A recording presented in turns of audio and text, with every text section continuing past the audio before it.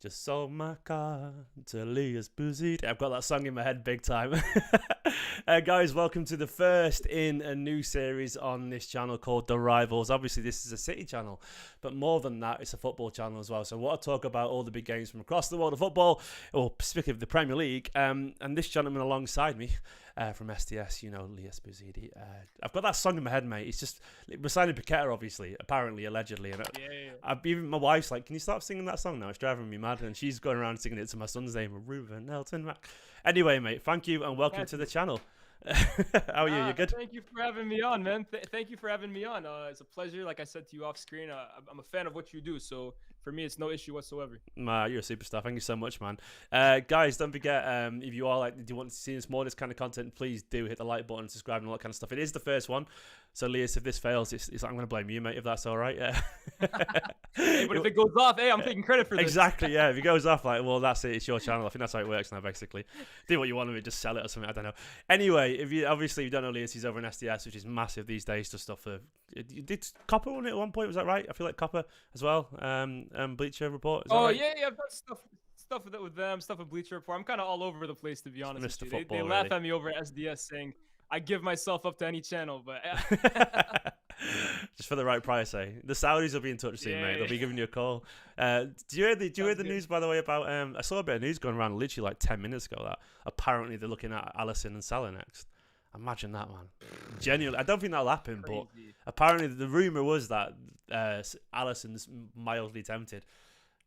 Where's your head on all this stuff? Obviously, you probably mentioned it a lot over in your content and so on. Like, do you think this is like obviously a bit of a detour away from the Premier League, but do you think this is here to stay? You know, like, or is this something that's just going to disappear eventually? I think it's here to stay, to be honest with you. The amount of money that Saudi Arabia has at its disposal, that they are fully like intent on spending on their project and on their product, I would actually call it, in the hopes of eventually, in my opinion, leading to the 2030 World Cup. It doesn't look like it has any signs of stopping. Like, this amount of money that we're talking about is crazy, honestly. And for me, I don't really have an issue with it. I was saying over on SDS that when it's players like Ronaldo, when it's players like Benzema, even Salah, Mahrez, for example, who you guys just recently let go over there, I think it's absolutely fine, because I think these guys have really maximized their careers over in Europe. Like Mahrez, for example, that's my favorite player. Just as a side note, boy, he's really done every. Yeah, that's my Algerian brother right there. I was about to say with your name, I presume there's Nigerian descent there. Yeah, what a player, man! What a player. Nah, I'll tell you off camera. Me and Mahrez, I've been watching for. What'd you say? Yeah, I'm about to say, I thought you were saying you knew him then for a second, do you? Oh, no. We said me and Mahrez. I thought you were like just texting him on WhatsApp. I said me and him, we go way back in a different way. I've been watching him since 2013 when he was in the championship, to be honest with you. But I think a player like that, for example, 31 years old, he's won everything there is to win at domestic level. Like, his career in Europe is complete. Yeah. I think this is a good time for him, for example, to go kind of get that last final paycheck, play at a slightly lower level, just enjoy his last few years at the top.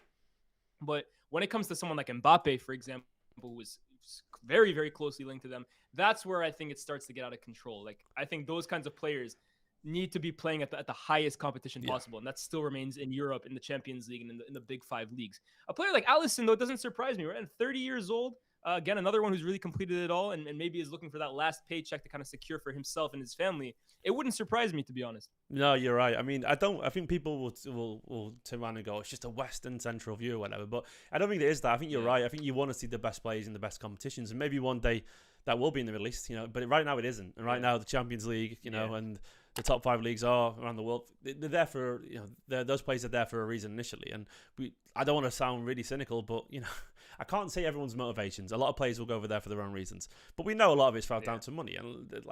And I know a lot of them are in the UK or whatever for money as well. I get it. I'm not stupid, but at the same time, you do want. It's a shame. It feels a bit of a shame if you see like Mbappe, going over there. If it's just temporary, it feels temporary or whatever because of the paycheck. But that football has been eating itself for an awful long time, and eventually, I think we're all the football either way. So I was chatting about it to some City fans, and the way I feel about it, look, if City lost all the players, if I still get to watch City, I don't really care. Ultimately, I get to watch my team. I'm happy. But anyway, let's focus a little bit closer to home, mate. The title of this video is "Are Newcastle serious?" Now, obviously, they beat Aston Villa 5-1 He was impressive. Annoyingly, I debated on Twitter if we should have had Watkins or Isaac in my team on FPL. When bloody everyone told me I had Watkins on Twitter, so I doubted myself, mate. I had Isaac in the first draft. Anyway, of course he did. He bagged the brace. De Bruyne got injured. Obviously, that's another one for me. Not good. But Newcastle. I presume you were impressed. And how impressed? Massively. I mean, Newcastle were a team that when we did our season predictions, I think most people probably had them outside of the top 4 this season, just because I think it was actually the easy decision to make. You look at what Chelsea have done this summer. Everyone expects Liverpool to be back up there. City and Arsenal, of course, we expect to be contending for the title. United in and around those places. The easy choice was, Newcastle, along with Champions League football, which they never really had the balance before, are going to be the team that almost sacrifices themselves and maybe finishes 5th or 6th. But I'll be honest, it took me 10, 15 minutes of watching that Newcastle game for me to realize, it was very lazy analysis on my part, because this is a team that's here to stay. And if they're not just here to stay, they are here to compete. This team is serious, man. I'm not sure 100% if it means competing for the league this year, but I think that team is fully equipped to make Champions League again. And I would actually go as far as saying this year, I believe Newcastle will end up drawing a big team in the Champions League. And I could see a big European institution, whether it's Barca, Real, Bayern, going to St. James's Park and getting a hiding, man. Because that ground is a fortress. That ground is a fortress. And you look at that midfield especially, right, of Tonali, Bruno Guimaraes, and Joelinton. It's 3 athletes. It's 3 dogs. Like, they will eat up so many Premier League midfields this season. It's scary. The thing is as well, I mean, obviously the bench isn't still a Man City bench or whatever. I'm aware of that. Though actually our numbers aren't that great. It's a bit of a myth. But you look at the bench anyway. Callum Wilson, Harvey Barnes, Jacob Murphy, good player, man. He's not a great player, but he was useful for them last season. Longstaff, obviously, with care. Lascelles, Livramento, like they've got some players there now. There is the overall quality of that squad's improving. Obviously, the window's not even done. And as you said, I mean, you look through it and that's a functional, effective, but well balanced team defensively. Shaw, Botman, Byrne, Trippier, Nick Pope. There's not many goals conceded there. That midfield, as you said, that's the dog of wars, but also technical at the same time. So balanced. Then Almiron, just obviously his rejuvenation last season as a big game player for them. Isaac, a quality striker. Callum Wilson, goals off the bench.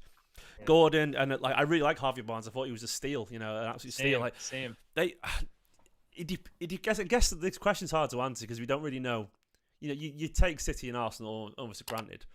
But it's obviously so early on, and we don't really know the answer about Liverpool, Chelsea, United. Who do you think, out of them, what you've seen so far, do you think any of those teams would be particularly nervous looking at Newcastle?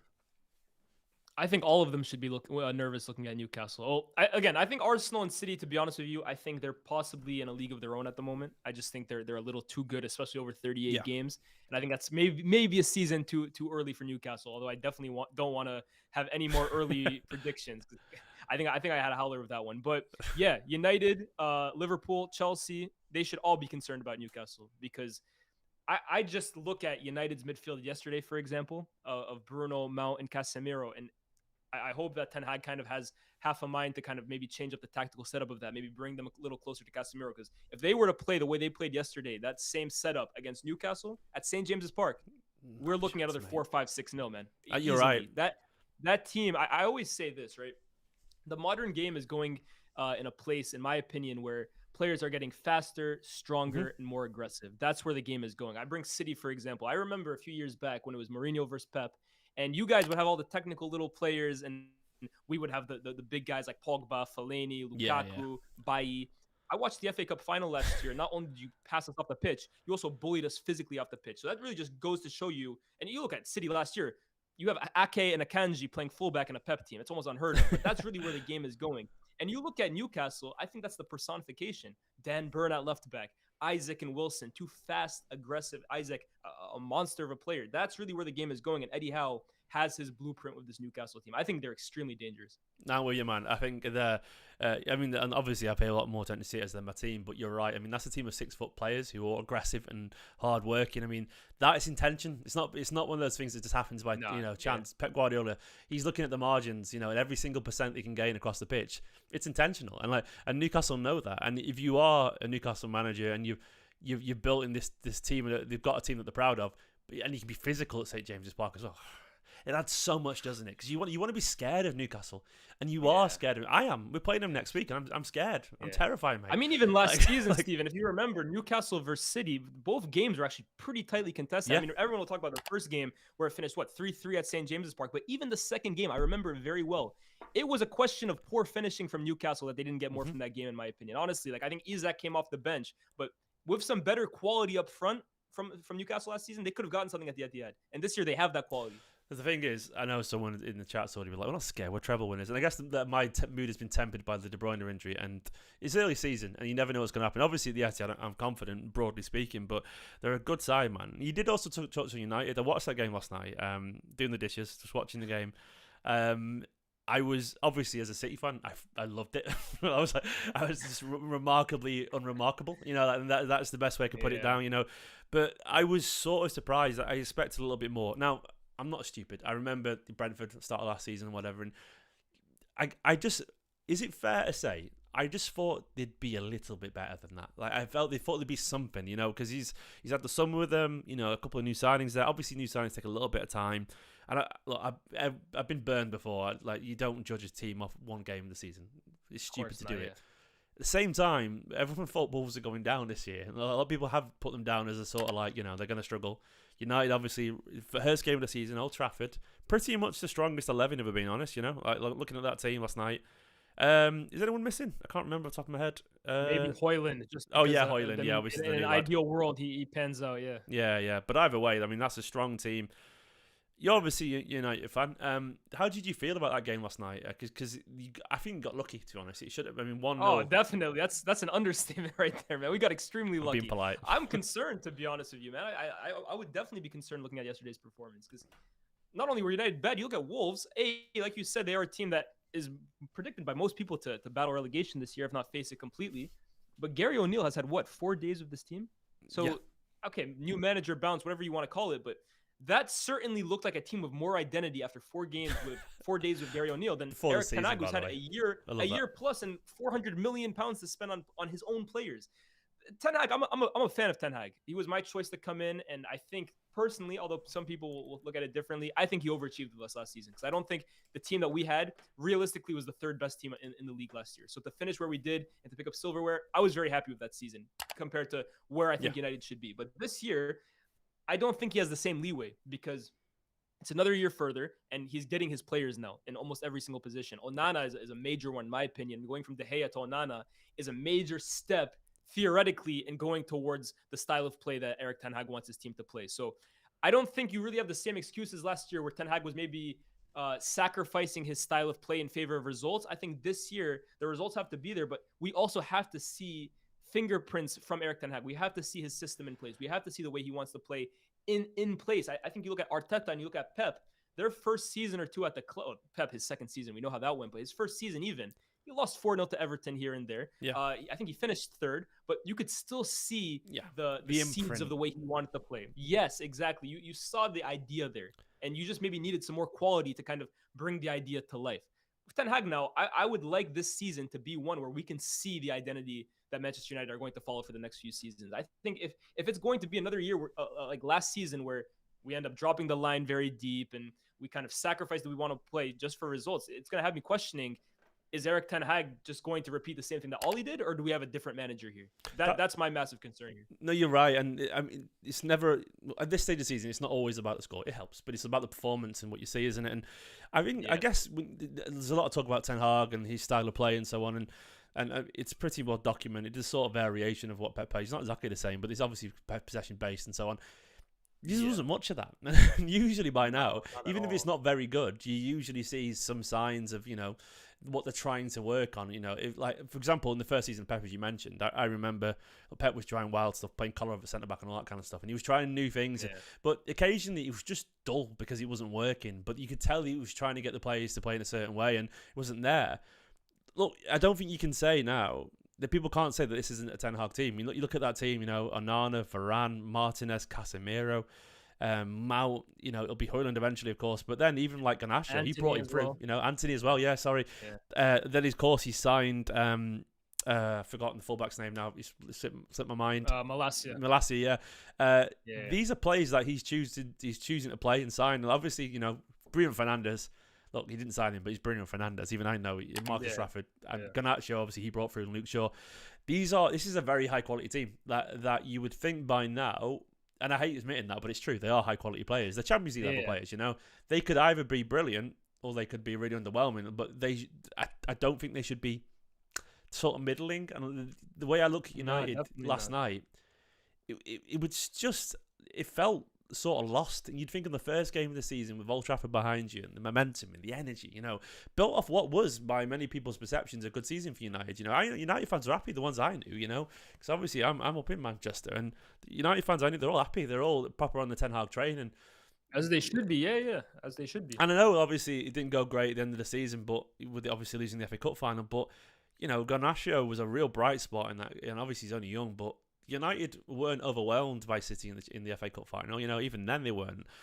It was just, I was surprised. I was expecting more of a comfortable performance. I mean, obviously it probably didn't help that Mateus Cunha turned into Yaya Toure. I mean, that was ridiculous, man. Like where did that come from? But to be fair, we allowed him to be fair as well, too. The amount of space in the center of the pitch between Casemiro and our... to be honest, you go back to the game, right?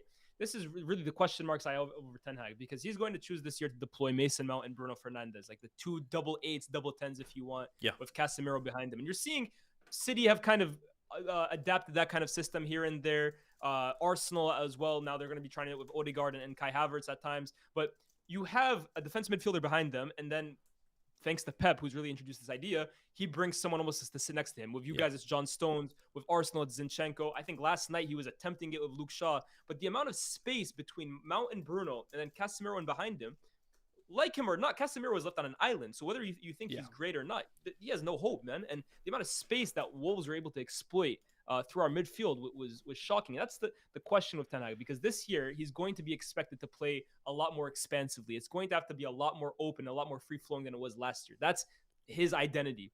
But the way he's currently deploying it, we are going to get killed in transition. And you saw last night, Wolves with better finishing would have punished us numerous times. Absolutely. No, you're right. And that was the... I guess there's so much of football this season. I followed John McKenzie. I'm not sure you know him, the guy from Athletic. Yeah, of course. He was talking about how much of the season is going to be about the out of position, like what teams do without the ball.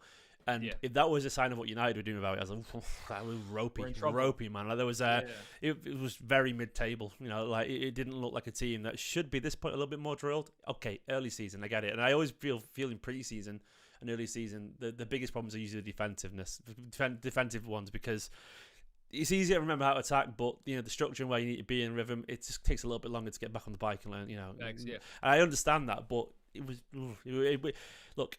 I wasn't particularly bothered. I'm a City fan, but I expected more. I did expect more. Were you happy with the signings, by the way, personally, as a United fan? Were you happy with Mason Mount and Onana and Højlund and so on? Onana, I was over the moon. To be honest with you, I was somebody who was firmly of the belief that David De Gea was used goods. Like I think it was time for him to go. I think he was one of the biggest components that were really holding us back last season, and then in my opinion, the last few seasons. So overjoyed about Onana, and I think bar that scare at the end, which I think we got away with murder there, I think Onana was really good last night. So I'm happy with that.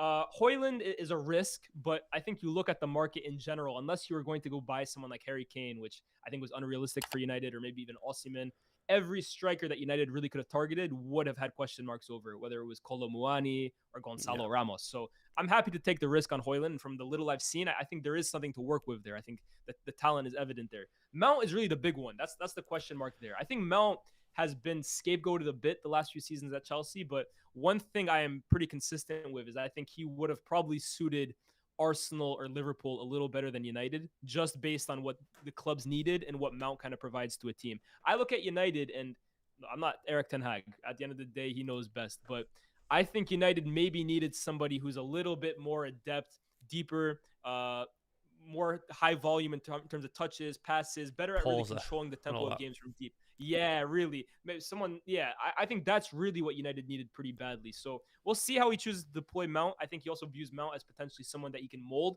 into that kind of role, hopefully. Yeah. But I'm a little 50-50 on that signing. No, I actually like Mason Mount. I think like a lot of his career has been mismanaged for the last 2 or 3 years at Chelsea. And you go back only 3 or 4 years ago, and he was a really complete number 8 for Chelsea, and obviously a massive 2-time player of the season for a very successful Chelsea side. I mean, you don't do that unless you've got talent. And Obviously, he was one of their own. So, but yeah, he was a really, really good player that felt.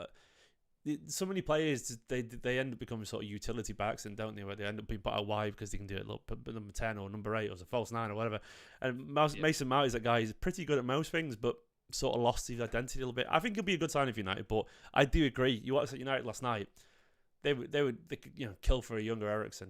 Someone a little bit more, just a little bit more calm, a bit more composed. And the way that we had Gundogan, for example, or David Silva over the years, something like that. But you'll get better. I think United will get better. Yeah, definitely. I just don't know if they'll be better than last season. And is that okay? Is that okay? I'm not sure it is. No, definitely not. Especially with the money that we're spending, it's not okay to definitely go. It can't be one step forward, two steps back. This year, like I said, there will be pressure on Ten Hag.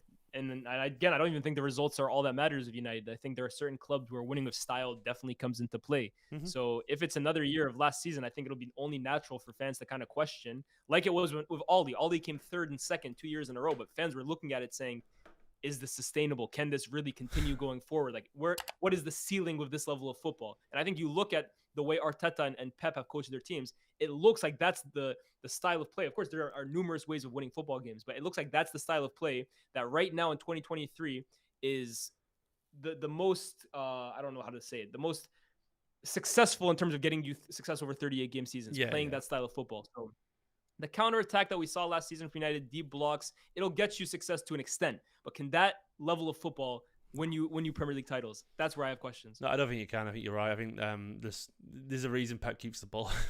You're less likely to concede a goal when you have the ball. And it's that simple. And I guess as well, I watched City play Burnley the other day, and I know that they're only Burnley, but their style was so evident. They were so. Yeah. I know we beat them 3-0 in the end, but their football was very obviously cut from a very similar cloth to Pep Guardiola's. You could tell they had that stamp on it, and that was with players with the greatest respect, nowhere near the level of what Man United have got. And the football was obviously they weren't quite good enough for Manchester City, but you could see what they were trying to do, and I don't think there's any excuse for anyone.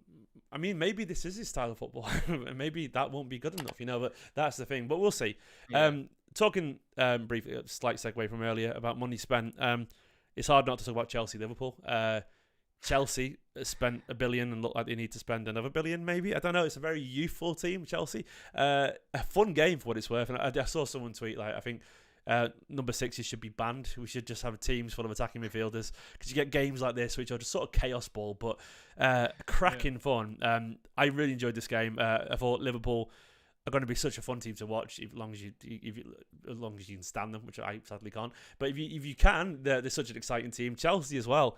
It's weird how much their team has changed, but there were signs of both sides that it could be a fun season, but at the same time, maybe a little bit unfulfilling. Is that a fair summary? Yeah, I think so, definitely. I've looked at Chelsea, and for me, they are the most difficult team in the league to predict, just because of the amount of money that they've spent. And you look at some of their players, top quality players, Caicedo and Enzo, now I think automatically catapults them into one of the better midfield duos in the league. That's real quality right there that complement each other very well. But my big question mark with Chelsea is, after £800 million spent, I look at their side. Are they ready to challenge for the league? No. In my opinion, no. And that's got to be concerning when you spend that level of money. That level of money, we've seen Pep in his first few seasons, I don't think spent that much money, but still spent a lot. But you looked at the final product, and it was like, this is a team that can storm the league. I think Pep spent 1.2 billion since he's been at City, and since then he's done 100 points. He's done he's done Damascus. He's done a treble. He's done 5 out of So I think he was. He's not too bad, right? Yeah, he's done. He would go, "I'm probably be worth what we've spent," But you wouldn't look at that team and go, "Oh, they're about to get 100 points or win all the domestic trophies or win a treble." There's a lot of kids there, isn't there? In generally speaking, not exactly kids, but there's young players there who are still relative to the start of their career. Mm-hmm. And there's a lack. Is it fair to say there's a lack of real star quality? For what they've spent. Definitely. I mean, no, I definitely agree, man. Yeah, 100%. You look at that team, right? And here's the thing with Chelsea: they have clearly went a complete 180 to their previous ethos under Abramovich, where it was really win now. If it doesn't happen, the manager's at the door. We bring in a new number 9. It's basically ruthlessness. At this point, Chelsea are clearly a team that are looking at the next 4 or 5 years almost as a window, and they want to be, when that window is kind of ready, they want their team to be at that point, because you've got their signings all under 24-year-old players, and they're really banking heavy on potential. But I look at this team, not only do I kind of question the X factor, the like you said, the star talent in this team at the high end level, I question the experience, right? At some point, this Chelsea team is going to hit a wall throughout the season, and that's really where you want your more experienced heads who have been at this point throughout their career to kind of dig you out of a hole. And I look at Chelsea and Thiago Silva and Raheem Sterling.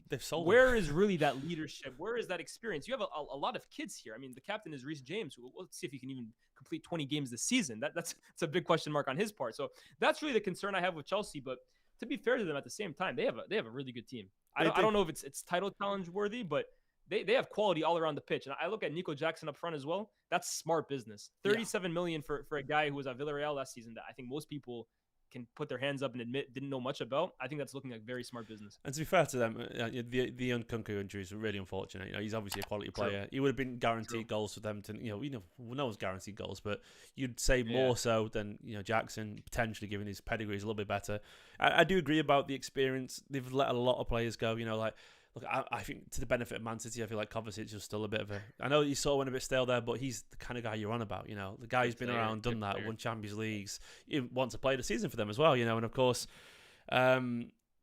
I know Aspi was towards the end of his career anyway, but those heads are useful to have around. You do need and I guess that's also as a City fan as well. When we moved people like Gundogan and Mahrez on, and there was a threat at one point, and walking like, oh god, you do need those steady heads, don't you? The ones who've been there, done it, because even if they just have 15 games at the end of the season, it does make a massive difference. Liverpool, Salah's pass, ridiculous. I mean, the football that they played was really nice. Sort of chaos ball. They are.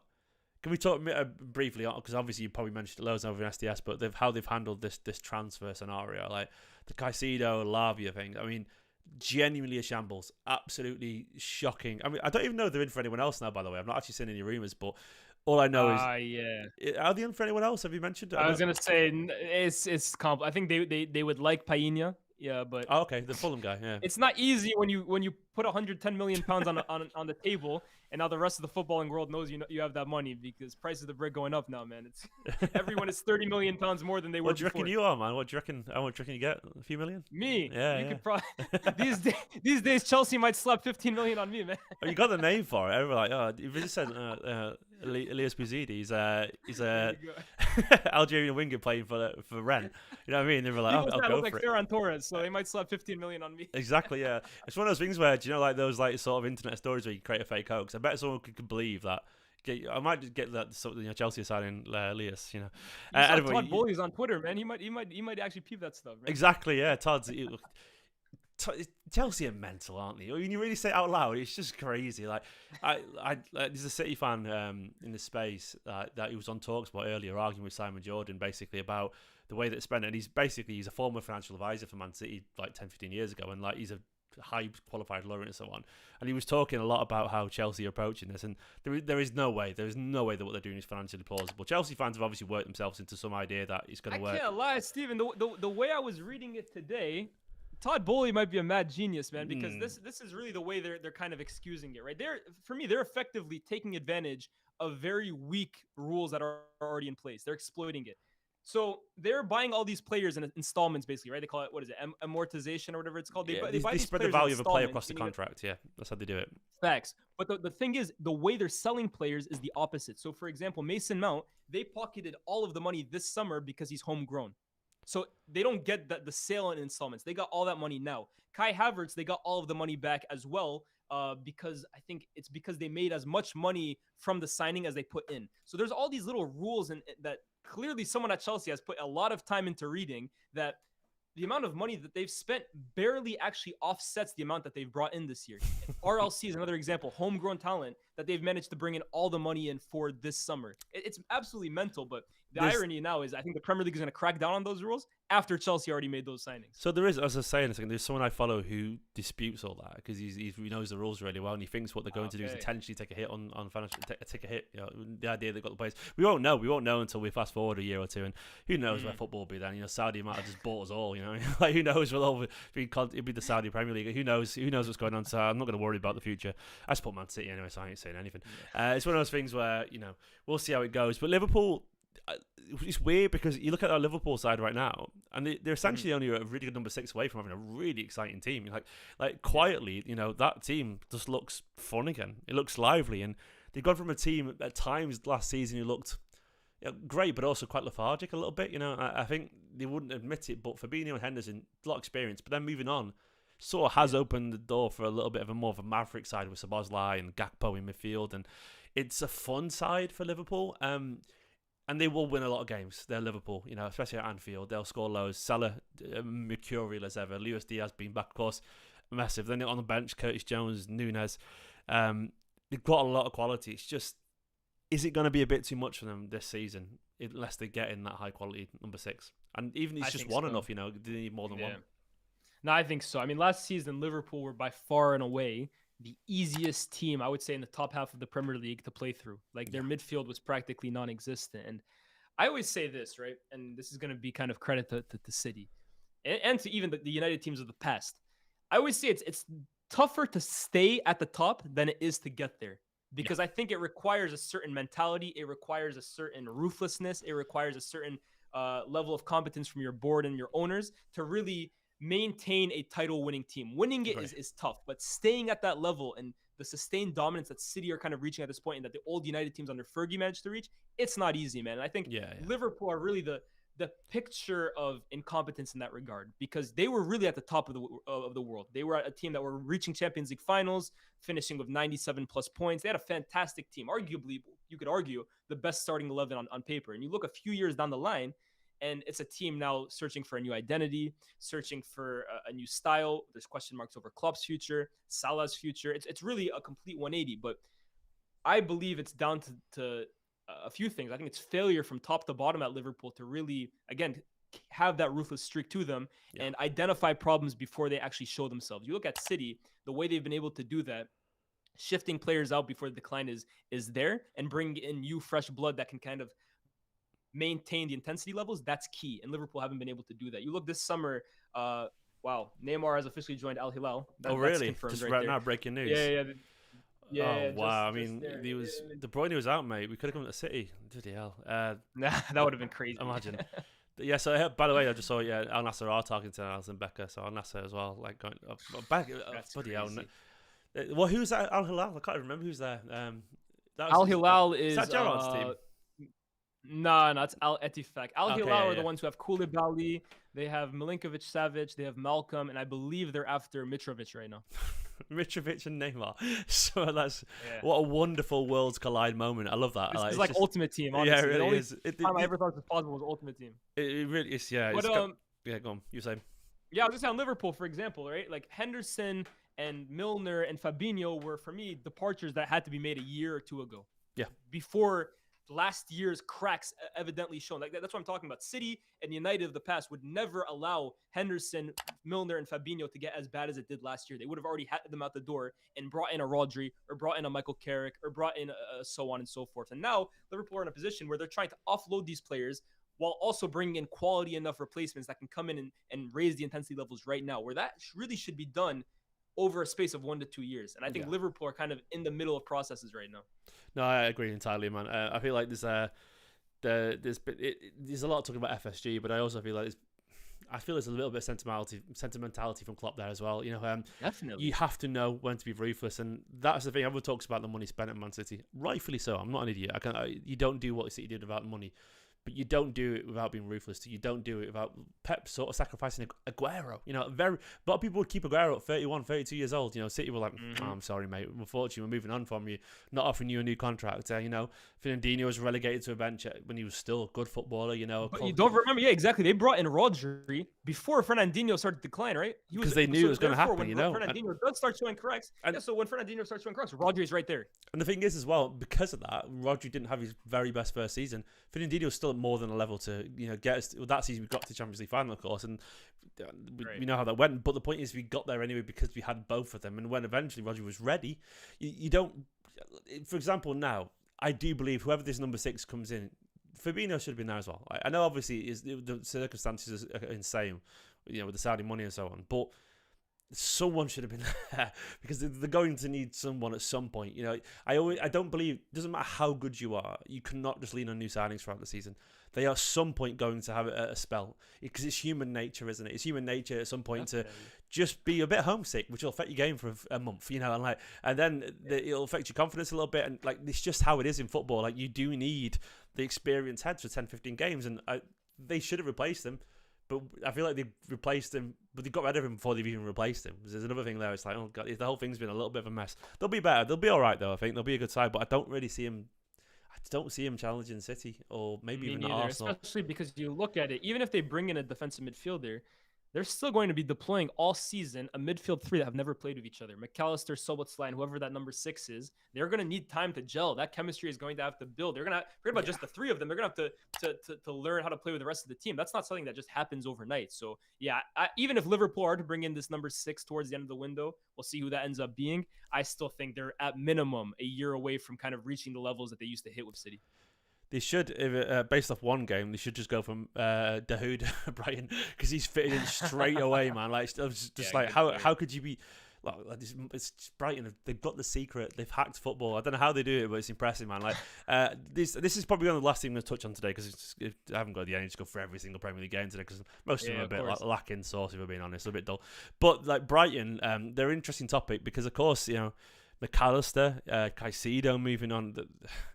Still did not miss a beat, you know, entirely. Obviously, I know it was just Luton. I know it sounds disrespectful, but they were good, you know. They beat him 4-1. They beat him comfortably in the way that you'd expect them to. And as I said, you know, Dahoud, excellent for them. João Pedro, good performance as well for him. What did you catch the Brighton game? What did you make of it? So. No, I did watch it because I have João Pedro in fantasy, so I need to be on scout watch for that game. To be honest with you, you could have had a hat trick. He was a little disappointing for me. He should have came away with more, but nah, Brighton. I mean, they're just the picture. Like I always say, if I'm a football director of football or manager or owner, I'm literally just looking at what Brighton do and targeting the same players. So if I see Brighton putting a bid for this guy, I'm doubling the bid and getting that player on the spot because they know what they're doing, man. Their recruitment is absolutely top notch. And De Zerbi, I mean, I don't think it's an exaggeration to say this is one of the best managers in the league by far. Like tactically, he is just on another level. And you have guys like Pep coming out and applauding him the way they do. Now, of course, Pep does like to stretch it sometimes with managers and the way he describes them. But I think with De Zerbi, he's spot on. I think this guy's influential. He's innovative. He's ahead of the curve. He's a top manager. Yeah, they're going to be good as well. And the thing with them, right? You look, people can talk about Caicedo or who was it, McAllister, but they've done this so many times. I mean, they lose their best players every single year. Those players end up looking worse somewhere else, and Brighton will bring in someone that will almost automatically just replicate. I mean, who was it before? Bissouma. Yeah. Caicedo was supposed to be basically Bissouma's replacement. Bissouma at the time when he left was considered one of the best midfielders in the league.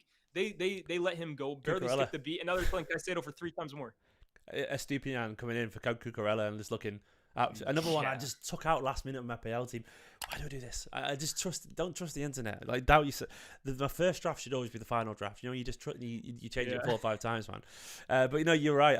And even from a City fan perspective, like Brighton are floating around McAtee and Palmer. I'm like, well, if they want them, keep them. It's that simple. You know what I mean? And it's really that simple. And when you look at the players that have moved on, for example, and haven't done quite as well, if anything, he gives the credit to, obviously Potter was there at one point, but he does give the credit to people like De Zerbi as well, because it's the manager. You know, obviously it's the players too, but it's the fact that the system's so settled over there. They know what they're doing. The structure's so good. It has to go down to the manager, and of course the way that Brighton's set up in general. You know, the way that they've been so well managed. But Brighton, you know, we talked earlier in this video about, you know, United. Are they gonna be up there this season? And Chelsea, Liverpool, they got things to fill. It makes you think, well, wonder how good Brighton could do this season, because that is a team right now. You presume no one else is going to leave. You know, Karamo Matoma, obviously, he's going to stay. You know, Pedro's a really smart signing. Evan Ferguson, he's going to be some super spot the bench, isn't he? You know. By the way, right? If Caicedo's 115 million, I dread to think what someone like Evan Ferguson is going to go for. That might actually, the Premier League might have to get involved in that one. That's going to be crazy. yeah. I mean, it was Premier League just like everyone just calm down. You know, this is silly right now. Yeah. They might have to introduce a salary cap or something if Evan Ferguson. I mean, he's going to get 200 million. And we're talking about a Brighton bench player currently, but it's true. You know, it's going to happen, and he's a superstar in the making. And Milner playing right back with them was fun, by the way. Finally completed his full-on transition. But you know, I don't know if he played well. Actually, I didn't catch the game, but I saw the highlights and that was it. But Brighton, yeah, it's gonna be fun watching them this season. Luton, it's hard to judge them because they're away at the Amex. Yeah, Amex, I don't know if they're gonna do well. It's one of the hardest games of the season for anyone. Never mind a new team. Big up Nini as well, by the way. Blue Lions TV in the chat saying enjoying the stream, Stephen. Always good hearing Leah's too. He said he sent you a DM as well, by the way, for later. Keep up the good content. I'll check it out. Hello to Adrian as well from Rabona TV in the chat as well. Mate, I'm probably going to leave it there. My dog. Appreciate you. Yeah, Adrian's up below. Both of them. By the way, Adrian and Nina, if you're watching, I'm going to ask you to come on this show as well. So there's already the invite. So if you're listening, guys, you're going to be on, maybe 2 or 3 or 4, whatever. So, mate, Elias, I really enjoyed that, pal. Thank you so much for coming on. Yeah, if you want to come back one day in the future, let me know. Definitely, man. Like I said, man, it's a pleasure. This was fun, and good luck with the series as well. I hope it continues. Well, if it flops, and if it does well, I'm taking all the credit for it. Yeah, nothing to do with the thumbnail or anything like that. Or the people who made it. No, you're right. I'll give you the credit for it. It's a great start. It's good to finally chat to you as well in person, mate. I enjoyed this an awful lot. Of course, I'll put a link to Leah's channel as well down in the description. Go and give him a follow. Go and, you guys probably know SDS already. Massive these days, selling out shows in 2 minutes or whatever. But thank you very much for coming on, mate. Guys, of course, check out all the other channels in the chat like Gallagate Shot, Blue Lions, Rabona. It's just YouTubers everywhere today. It's good fun. Subscribe to the channel if you're new. Let me know how you feel about De Bruyne. Oh, I didn't mention De Bruyne, Elias. City, can they handle De Bruyne's absence or not? Yeah, if any team can, it's you guys. I think we've seen it in the past. At times, you've had to kind of adapt to that, and you've done it pretty well. So, Foden, this is your time, please. I have big hopes for Phil Foden this season. I think this is his year, and I hope that he finally gets the opportunity to kind of showcase it centrally now that De Bruyne is out. So, yeah, if any team is equipped to kind of live without De Bruyne, it's a tough ask, but it's you guys. On that wonderful note, guys, have a wonderful evening. In a bit, see you later. Bye-bye. Peace.